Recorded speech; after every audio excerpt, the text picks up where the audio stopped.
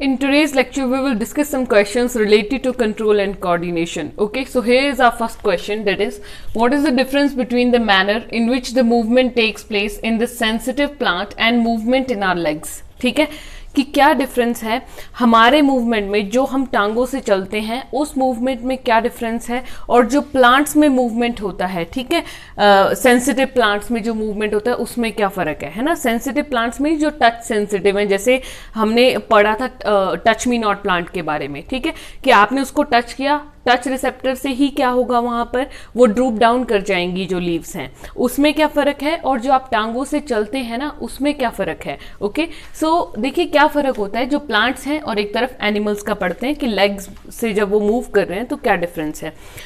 देखिए, जब भी एयर चलती है तो हम लोग खुद को कंट्रोल में रख सकते हैं। आप हवा में खड़े हो जाइए, ठीक है, आप ऑब्जर्व कीजिए, क्या आप खुद हिल पाएंगे, हवा चलिए तो नहीं हिल पाएंगे, ठीक है, अनटिल एंड अनलेस वो बहुत तूफानी हवा ना हो, ठीक है। लेकिन जो प्लांट है वो जरा सी हवा चलेगी, ठीक है, तो उनकी पत्तियां हिलने लगती हैं, है ना, या फिर कोई भी जैसे सेंसिटिव प्लांट की यहाँ बात हुई है तो वो उससे भी हिल जाएंगी। तो वहां पर क्या है ना कि इनके ये अपनी इच्छा से नहीं उस टाइम कंट्रोल कर सकते हैं। जैसे ही हवा चली, प्लांट्स में मूवमेंट डेफिनेटली होगा, ओके, लेकिन एनिमल्स में क्या है, वॉलंटरी, वो अपनी इच्छा से चलेंगे। हवा चलने पर भी एनिमल चाहे तब उनका मूवमेंट होगा, अदरवाइज नहीं होगा। Okay, next is no special tissues are involved. Plants में कोई स्पेशल टिश्यूज इन्वॉल्व नहीं है टू रिले द इंफॉर्मेशन, एक जगह से इंफॉर्मेशन को दूसरी जगह लेके जाने के लिए उनमें कोई स्पेशल टिश्यूज नहीं होते हैं। वी हैव डिस्कस कि प्लांट्स में नर्वस सिस्टम एब्सेंट होता है, लेकिन एनिमल्स में क्या होता है, स्पेशल टिश्यू, या आप बोल सकते हो एक special system which is known as the nervous system is present. Okay, nervous system के भी कौन से part, CNS and PNS help करते हैं इसमें, ठीक है। Next is there are no specific proteins involved. Plants में कोई स्पेशल प्रोटीन्स इन्वॉल्व नहीं है कि वो मूव करवाएंगी, लेकिन हमारे अंदर स्पेशल मस्कुलर प्रोटीन्स होती हैं जो मूवमेंट में हेल्प करती हैं, ठीक है, एक्टिन, मायोसिन प्रोटीन्स आ जाएंगी। ओके, सो इस तरह से ये कुछ बेसिक डिफरेंसेस हैं कैसे कैसे मूवमेंट होता है प्लांट्स और animals. Let's talk about question number 2, that is what is the function of the receptor in our body. ठीक है, रिसेप्टर्स का फंक्शन क्या है हमारी बॉडी में। Okay, next, think of the situations where receptors do not work properly. ऐसी situations के बारे में सोचिए जहां पर रिसेप्टर्स अच्छे से काम नहीं कर रहे हैं, ठीक है। Now what problem will likely to arise, और उनसे क्या प्रॉब्लम हो सकती है। तीन पार्ट्स हैं इस क्वेश्चन के। सबसे पहला पार्ट है कि रिसेप्टर्स क्या होते हैं, ठीक है, रिसेप्टर्स का फंक्शन क्या होता है। बेसिकली रिसेप्टर्स सेल्स होते हैं। Receptor are the cells present all over the body, चाहे स्किन है, चाहे आईज है, कोई भी सेंस ऑर्गन ले लीजिए, हर जगह हमें रिसेप्टर्स मिलते हैं, ठीक है, all over the body present है। इनका फंक्शन क्या होता है, detection of the signal. Suppose कीजिए आपको हीट लगी, कहीं पर बहुत ज्यादा गर्म लग रहा है, बहुत ज्यादा ठंड लग रही है, या फिर कहीं दर्द हो रही है, ठीक है, आपको पिन प्रिक कर गया है, तो वो सारे रिसेप्टर, वो सारा सिग्नल कौन से सेल रिसीव करेंगे, जैसे स्किन के सेल्स। तो वो जो सिग्नल रिसीविंग सेल्स हैं स्किन पे, उनको हम रिसेप्टर्स का नाम देते हैं। Then they will send the signal to the brain. फिर सिग्नल कहाँ जाएगा, सीधा ब्रेन पर जाएगा, और ब्रेन से फिर मोटर न्यूरॉन के थ्रू दोबारा इफेक्टर पर सिग्नल आएगा। Okay, we have discuss this process. And similarly अगर सेकेंड सिचुएशन पूछिए कि अगर इनका इम्प्रॉपर फंक्शन हो जाए, रिसेप्टर्स काम अच्छे से नहीं करें, तब क्या होगा। सो इम्प्रॉपर फंक्शनिंग से क्या होगा, बेसिकली जैसे इम्प्रॉपर फंक्शनिंग कैसे हो सकती है, इम्प्रॉपर फंक्शनिंग हो जाएगी जब आंखों पर डायरेक्ट कोई लेजर बीम मार देता है। लेजर बीम अगर आंखों पर पड़ेगी तो इफेक्ट हो सकता है। क्या इफेक्ट होगा, what problem will likely to rise, क्या प्रॉब्लम होगी लेजर बीम के पड़ने से। मीन्स पहले इन्होंने बोला ऐसी सिचुएशन सोचिए जब रिसेप्टर्स काम नहीं कर रहे हैं ढंग से, तो लेजर बीम जब पड़ती है तो रिसेप्टर्स ढंग से काम नहीं करते हैं, तो क्या प्रॉब्लम हो सकती है, पर्सन में गेट ब्लाइंड, उसके रेटिना एकदम से डैमेज हो जाएगा जहां पे इमेज फॉर्मेशन होती है। एंड सिमिलरली बर्न्स के केस में, बर्न्स में तो स्किन ही निकल जाएगी, दैट मीन स्किन के सेल्स का लॉस हो रहा है, hence there will be the sensation loss. Okay, sense नहीं कर पाएंगे चीजों को। Now let's talk about question number 3, that is what is the need for system of control and coordination in our body। ठीक है, हमारी बॉडी में control and coordination के सिस्टम की जरूरत क्या होती है।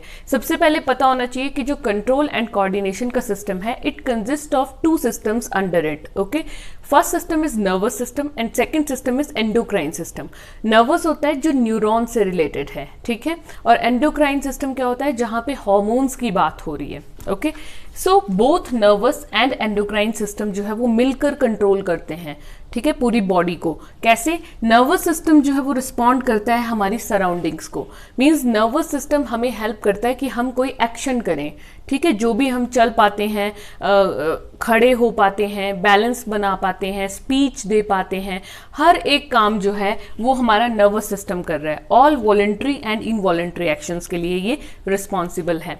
लेकिन एंडोक्राइन सिस्टम क्या करता है, ये हमारी प्रॉपर ग्रोथ में हेल्प करता है ना। हार्मोन्स जो है, कई बार क्या होता है, अगर प्रॉपरली रिलीज नहीं होंगे तो कुछ लोग बोने रह जाते हैं, ड्वार्फिज्म, कुछ लोगों की एक्सेसिव ग्रोथ हो जाती है, ठीक है। Development and functioning of the organs की प्रॉपर फंक्शनिंग हो, उसमें एंडोक्राइन सिस्टम हेल्प करता है। एंडोक्राइन का मतलब ही क्या है कि यहां पर बात किसकी हुई है, हार्मोन्स की बात हुई है। ओके, और यहां पे नर्वस मींस न्यूरॉन की बात हुई है। ओके, सो अगर ये दो सिस्टम नहीं होंगे तो देखिए पूरी बॉडी इफेक्ट होगी, ना हम रिस्पॉन्स कर पाएंगे, ना प्रॉपर ग्रोथ होगी, ना डेवलपमेंट होगी ऑर्गन्स की, ना ही प्रॉपर फंक्शनिंग होगी, ठीक है। तो हम यही चीजें तो शरीर के लिए जरूरी हैं। So these both systems help each other, ठीक है, हेल्प द बॉडी कि वो सर्वाइवल कर सके। Okay, let's talk about question number 4, that is how do we detect the smell of अगरबत्ती, इंसेंस, स्टिक। हम कैसे डिटेक्ट करते हैं कोई भी स्मेल, जैसे अगरबत्ती की आती है हमें, ठीक है, जो हम मंदिर में पूजा के लिए यूज करते हैं, उसकी स्मेल या किसी भी चीज की स्मेल हमें कैसे आती है। Okay, so the answer is कि स्मेल से रिलेटेड भी क्या होंगे, receptors. I told you receptors होते हैं जो हर तरह के सिग्नल को रिसीव करेंगे। Every kind of signal means चाहे वो हीट का सिग्नल है, कोल्ड का सिग्नल है, पेन का सिग्नल है, ठीक है, किसी भी चीज का सिग्नल है। सिमिलरली चाहे वो स्मेल का सिग्नल है, टेस्ट का सिग्नल है, हर चीज के लिए हर एक जगह पर रिसेप्टर्स प्रेजेंट है। नोज हमारा एक सेंस ऑर्गन है, उसमें प्रेजेंट होते हैं ऑल्फैक्टरी रिसेप्टर्स, ठीक है, स्पेशल नेम है हर एक रिसेप्टर्स के। नोज के रिसेप्टर्स को हम बोलते हैं ऑल्फैक्टरी रिसेप्टर्स। क्या काम होता है रिसेप्टर्स का, सिग्नल को डिटेक्ट करना। इन्होंने क्या किया, जैसे ही अगरबत्ती जलाई तो ऑल्फैक्टरी रिसेप्टर्स ने सिग्नल को डिटेक्ट किया, ओके, एंड उसको सेंड किया कहां पे, कहां जाता है सिग्नल, ब्रेन में। ब्रेन के कौन से पार्ट में गया सिग्नल, फोर ब्रेन में गया, ठीक है, 3 पार्ट्स होते हैं ना ब्रेन के, fore brain, mid brain, hind brain. तो फोर ब्रेन में सिग्नल गया, मीन्स सेरिब्रम वाले पार्ट में। अल्टीमेटली फोर ब्रेन में जाके इंटरप्रेट हो गई, इंफॉर्मेशन इंटरप्रेट हुई जो ऑलरेडी वहां पर स्टोर थी, और फिर हमें क्या होता है, अगरबत्ती की स्मेल आती है या फ्रेग्रेंस आती है। Okay, next question is which of the following is plant hormone. इनमें से कौन सा प्लांट हार्मोन है। The options are insulin, thyroxine, estrogen, cytokinin. तो कौन सा हार्मोन है, we have discuss the cytokinin जो है यहाँ पर। साइटोकाइनिन क्या है यहाँ पर, it is a plant hormone, ठीक है। लेकिन जो इंसुलिन है वो भी ह्यूमंस में होता है, ईस्ट्रोजन भी और थायरॉक्सिन भी, ये सारी चीजें ह्यूमन बींग्स में होती हैं। ओके, एंड साइटोकाइनिन कहाँ होता है, प्लांट्स में होता है, जो कि सेल डिवीजन को रेगुलेट करता है प्लांट्स में। ओके।